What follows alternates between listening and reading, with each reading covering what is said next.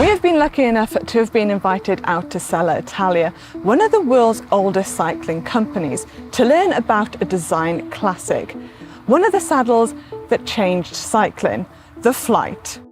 But to appreciate the Flite and understand where it all came from, we have to go back to where it all started.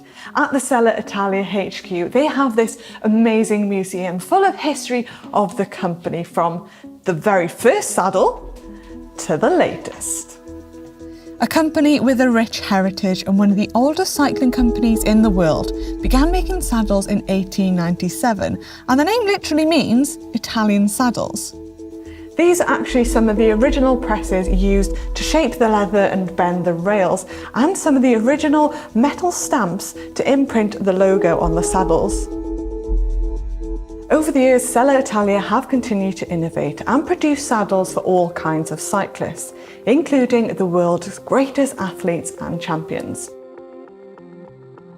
The designs of the saddles evolved over the years, which led to the design of the Turbo. Now, it's a beautiful looking saddle, but by modern day standards, it still looks pretty retro, with the rails covered and still made from leather and steel. The Turbo was used in the 80s, notably by Bernard Hinault, the last Frenchman to win the Tour.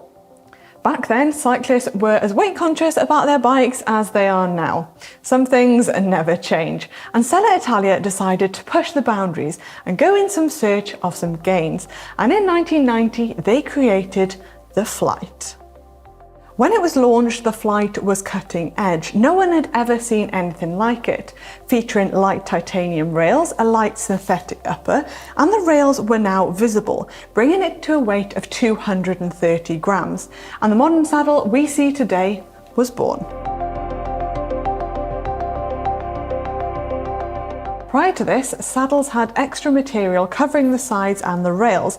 This wasn't really needed as it added weight, and it could rub on the inside of your leg. And that extra material actually made the middle of the saddle a lot harder, which isn't really what you want when your soft tissue parts are sat on that bit of the saddle. Removing it and exposing it may sound obvious now, but it wasn't back then, and pretty much every saddle since has followed in its path.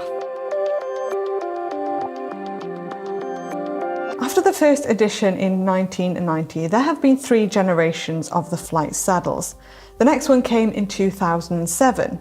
In 2013 came the Flite Flow saddle that had a cutout, something which has become increasingly popular. And we forget that they haven't been around that long. The shell construction and rails have evolved. We now have carbon fibre, making it lighter and stronger.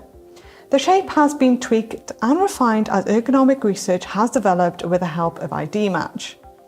The 2020 version of the saddle, keeping that cutout shape, is the lightest yet, coming in at a weight of 162 grams. It's lost a lot of weight from the very first version that came out that weighed 230 grams. Not only that, but the logo has changed too.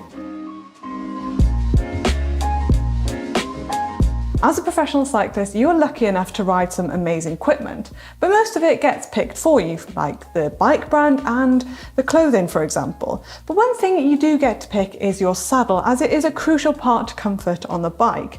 And it really does say a lot when you see all of these amazing champions that have ridden Selle Italia saddles.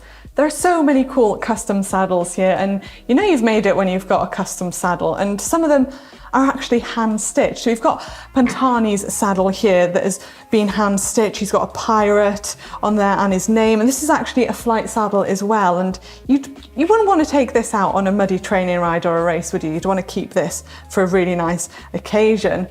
Also got Cipollini's saddle here with a Lion King, all hand-stitched as well, and really nice. Even the rails, they just look beautiful, don't they? And then moving to the more modern saddles, you've got Viviani's European custom saddle here with the stars on. And then probably the most modern one they have is actually Mathieu van der Poel's Flite saddle with the World Championship stripes on and his initials. And to have your initials on a saddle, that's pretty cool. Van der Poel actually helped develop the latest version of the Flite saddle, and he rode the World Championships on the prototype version and won. According to Selle Italia, the new Flite is unisex, which is good to know, but because saddle choice is so personal, they have made quite a variety of different options. The saddle comes in two different widths, 135mm and 144, depending on the width of your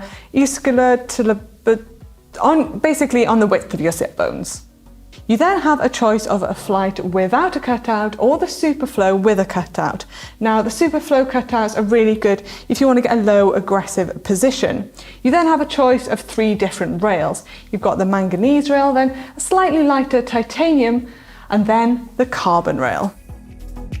And that brings us right up to date with the latest Flite saddle, a saddle that is developed, tested and assembled here in the heart of Italy and continues to be ridden by the world's very best.